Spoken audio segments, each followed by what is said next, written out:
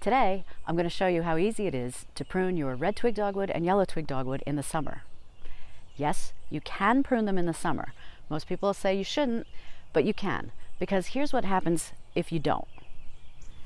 They get really tall. Do you see how tall these are? I mean, they're going into our river birch tree. Now, I already did half of this hedge yesterday, so it's at a nice lower height. You can actually see the rest of our property, see the river birch tree. It looks nice. But I left some of this so that I can show you exactly what it is I'm doing when I'm pruning. And just so you know, when you're pruning in the summertime, whether you have a single red twig dogwood, maybe you have a couple of them, it's pretty easy to prune them into like a vase shape and just shape them up. You can just cut up the sides. It's pretty easy. Take a little bit off the top. If you have a hedge like this, if you notice, some of these you can see, like right here, you can see this is sticking out. But it's not a big deal because, as you see, the leaves cover up a lot of your cuts. So it's not nearly as important to cut down to a certain leaf node or anything like that. Especially when it's 90-something degrees out, just cut it and get it done. Easy.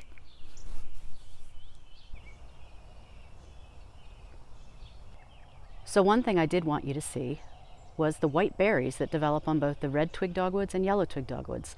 Now, the blooms that I've shown you in other videos, which you can see linked at the top there, those look like Queen Anne's lace when they bloom, the little flowers, then they turn into these white berries. I've never seen them before myself, but there they are. Pretty.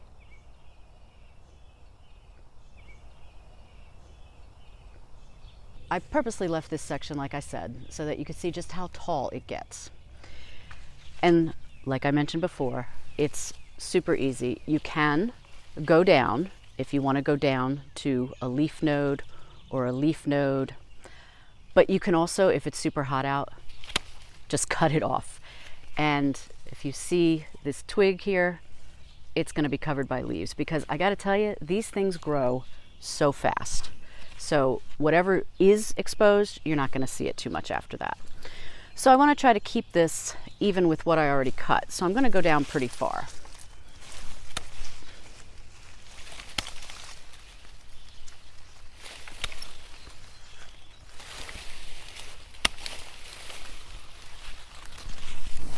You can already see this is starting to look more manageable. And as you are probably noticing, I am not being that careful with where I'm making my cuts, because you don't really have to. I'll do a few more and then I want to show you a couple of things. Okay, so this section that I've done, I just want to show you what you're going to find out when you're pruning. So you're going to see a couple of yellow leaves, and don't be alarmed. It's just what happens. These plants love water. If there's an occasional yellow leaf, it doesn't mean anything's wrong, especially if all the rest of your leaves look great. Don't worry about them. You don't even have to prune them off, just rip them off. The other thing you're going to see is you're going to see occasionally some dead leaves. And like, here's an example. This is just a stem that probably came off in a storm. Just take those off as well. Now I also want to show you down here. This is part that I did yesterday, and I cut it back to our border here. And the one thing you'll see right off the bat is you see some yellow leaves. This is the same thing I was talking about. You can just pull these off, and it's just purely for cosmetic reasons. You don't have to worry about that at all. So here's an example of what I was talking about that you can kind of see happening. Here's some crossing branches, but you see this part that's dead. This doesn't mean that anything is wrong with your shrub. It's just your shrub doing its natural thing. Sometimes branches will die off, other ones will grow in their place. So you just trim it off. Don't worry, anything's wrong with your shrub. When you are dealing with a border like this, it's a good idea, as you can see I did down here, is I cut these a lot shorter. You don't have to cut everything. See, this is shorter as well.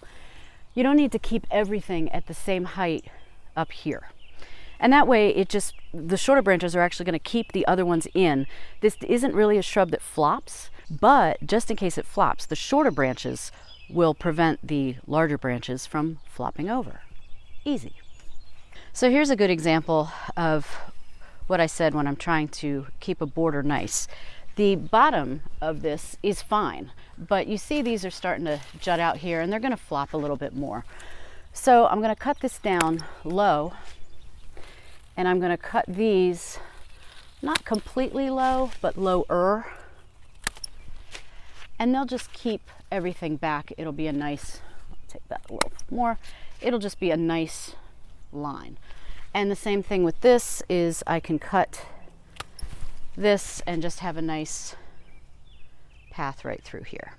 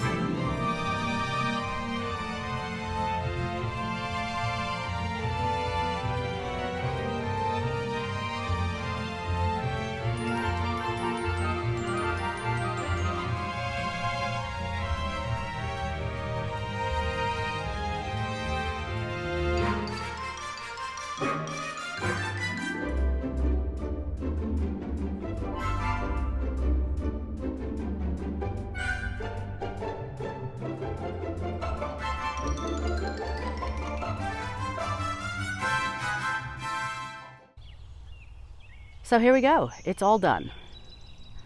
And a couple things to point out again is I cut the branches that were right next to the border shorter, so they just keep the rest of the shrub upright.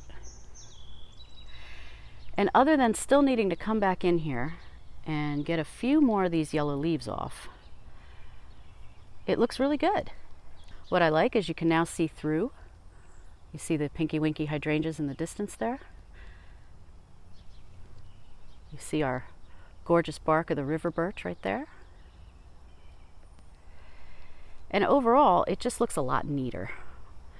Yeah, there's one or two branches that might be sticking up a little bit, but you know what?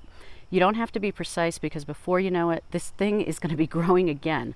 I probably took off at least a foot or a foot and a half. So I hope this gives you the confidence to not be afraid to prune your red twig dogwood and yellow twig dogwood in the summer if you need to. They're going to grow back no problem. And then in December is when you can do some cleanup for the stems. And I've got a video above that'll show you that. So until next time, happy gardening.